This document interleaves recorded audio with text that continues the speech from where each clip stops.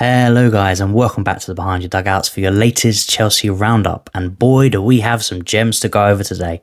Some positive, some negative, some that's going to send the fan base into an absolute frenzy, but we're going to cover it all. Starting things off with one of the most talked about positions within this football club, which that being the goalkeeping position.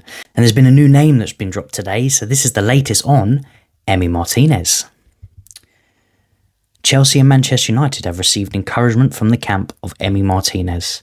Music to my bloody ears. Finally, this is the type of player that I want to hear links about. Not we're looking at young goalkeepers like Trafford from Burnley, or the briefs coming out from the club saying, yeah, we're happy with the goalkeepers that we've got and we're going to stick with Sanchez as number one. No, we're not.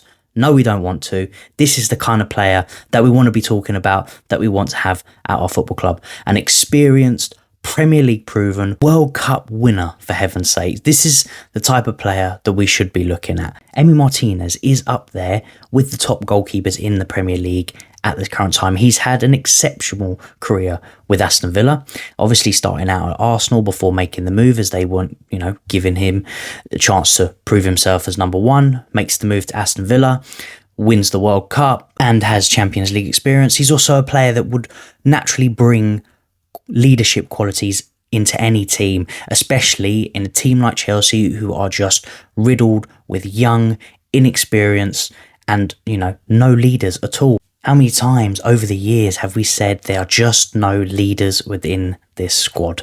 And Martínez is a player that would definitely bring leadership, as well as a bit of shithousery, as you say. He's a master at the dark arts. He loves to wind people up. It's just his personality, it's the way that he plays. And to be fair, that's just how the Argentines are. I mean, look at Enzo Fernandez. He's always looking like he's up for a fight. And I love that. I love players that have a bit of that nasty side to them, because it is important for this game. You've got to have it. Otherwise, you're just going to get walked over by, everybody else on the pitch. Now, there are a few question marks on his ball playing ability. He has made, especially this season, he's made a few errors from his distribution. However, it's nowhere near as bad as our current number one in Robert Sanchez. Would I swap him for Sanchez? In a heartbeat, Sanchez would already be out the door.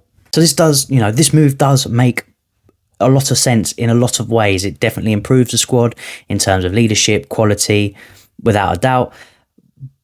The big question mark is, and do I think that this is even possible for the club? I know Meresca has come out himself, apparently, saying, to the club, I want Emi Martínez, which is fair enough if he's now standing up for himself and actually growing a bit of a, backbone, because he seemed a bit like a lapdog this entire season. Fair enough, fair play to him. He's done what he's been asked to do, get top four, win the Conference League, done it, mate, completed it. Moving into next season, he wants these type of players to push the squad further, and now he's asking for them. Great, love to hear it. But we have to be realistic. Emi Martínez is 32 years old. He's practically a grandpa, an old age pensioner of a footballer to our current owners. So it is hard to sort of get excited for, links like this, because we know how our club operate. And I don't think it will be long before they start sending their scouts into the pregnancy ward to scan, fetuses for the next potential young player to come through. That's just the way that they seem to be going, to be honest. So it is difficult to get excited about these sort of links. And to make matters worse, Ben Jacobs thought he dropped this bombshell not long after. Emi Martínez is not a target for Chelsea. Well, great. Thanks, Ben. Appreciate that. Got excited for all of about 5 seconds and then got hit with the bombshell that it's not happening. Am I surprised? Not really. But there is conflicting information coming out at the moment, so it's hard to gauge what is true, but I wouldn't be surprised if it's just a load of hogwash, really, about Emi Martínez. I just don't see it. But this is how the story goes, how our club operate. And I have a very, very bad feeling we're going to get to the start of the season and we're still going to see Rob Sanchez as number one. I hope that it's not going to happen, but the way that it's looking and the way that it's going at the moment, I think that's where we're heading to. The only additional thing that I think may change is we potentially could see Mike Penders as a number two. Who knows? Haven't really seen him feature yet, but this is something that could potentially happen with the club.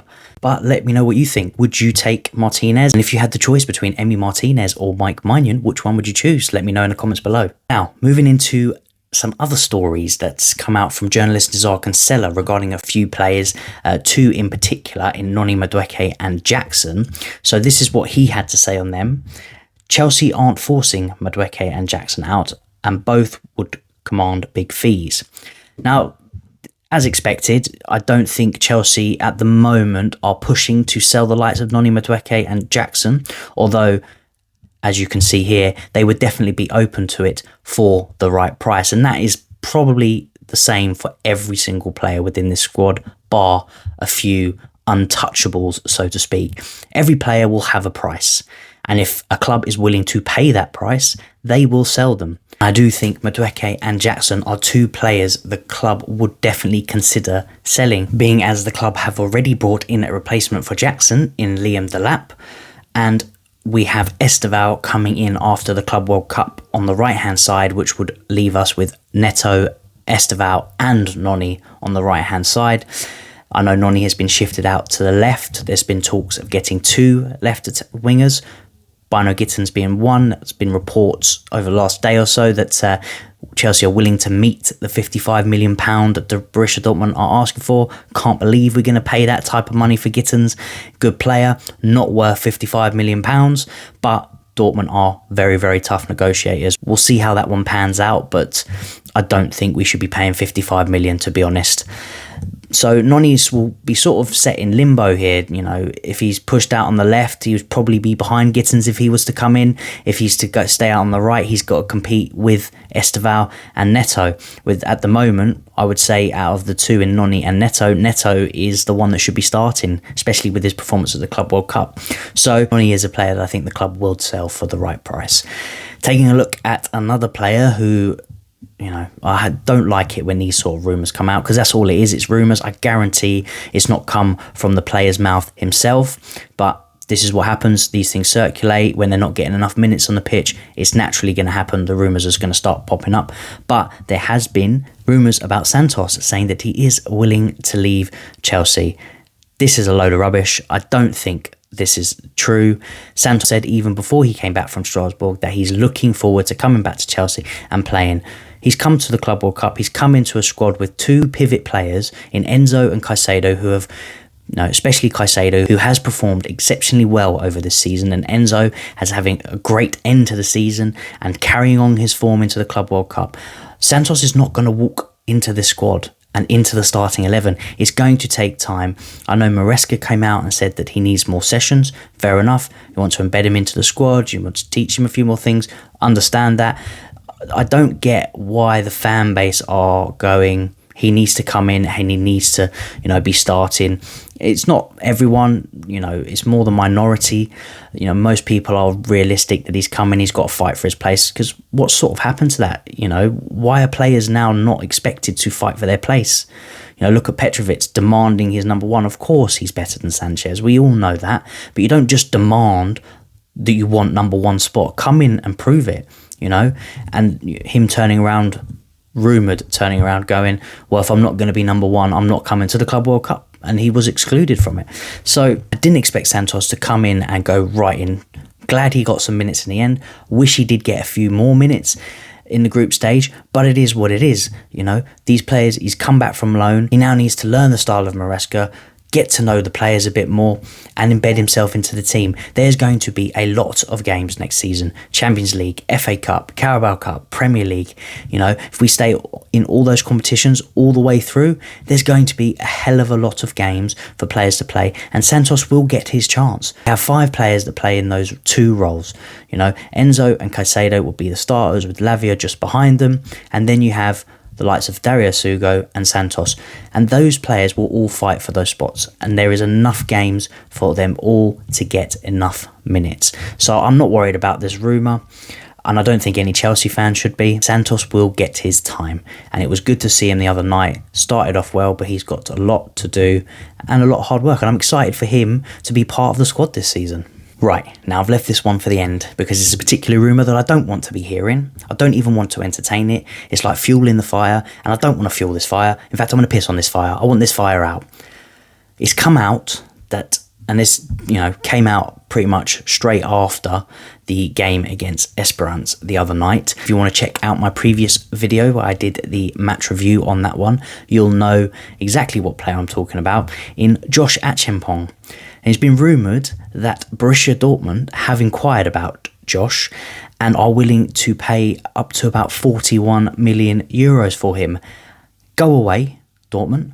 We don't want your business. Josh is not for sale, and I hope the club are not going to entertain this at all. The problem being is Josh is an academy graduate, which means any money brought in from his sale is pure profit. It goes straight on the books. And these are, unfortunately, money-hungry Americans. So they are going to see those money signs and potentially look at the sale of Josh so they can bring in a quick profit. So, Meresca, this one's for you, mate. As you've now decided that you have a backbone and you want to demand things, please demand that the club do not sell Josh. We know he's come out and said how much he likes Josh. He is a very, very versatile player, fits in Meresca's system and the way that he wants to play.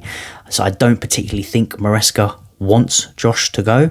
How much of a say that he will have in this, I do not know. I'm hoping this is just a rumour. Again, it's come out not long after that saying that Josh is not going to leave. He's here to stay. Great, that's what I want to hear.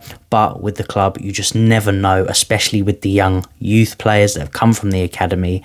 They just see them as, money signs. You look at Gallagher, how they pushed to get him out the door. You look at Chalobah, who's basically just been on a revolving door, going from one club back, another club back. Is what he's been doing for the last few years for him, poor lad. Because I do like Chalobah as well. I think he should stay. He's a great cover to have. He's a good defender. But this is just how the club are with these academy graduates. They just see them as, the money signs and want to get them out to get that pure profit on the book and, line their pockets as best as they can. But look, I'll keep my eyes on this one to see how this unfolds. But I want to ask you a question. Is there a price that you would sell Josh for? Would you entertain it at all? Is it a complete no-go, we don't sell him? Or is there actually a price that you would be willing to accept?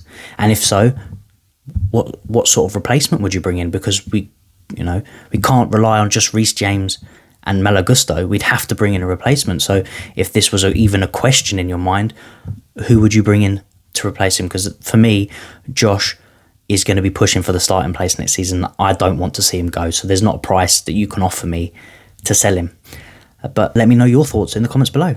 Now that's all for me, guys. There will be a match preview for the up-and-coming round 16 game against Benfica. In the meantime, look after yourselves and I will catch you guys in the next one.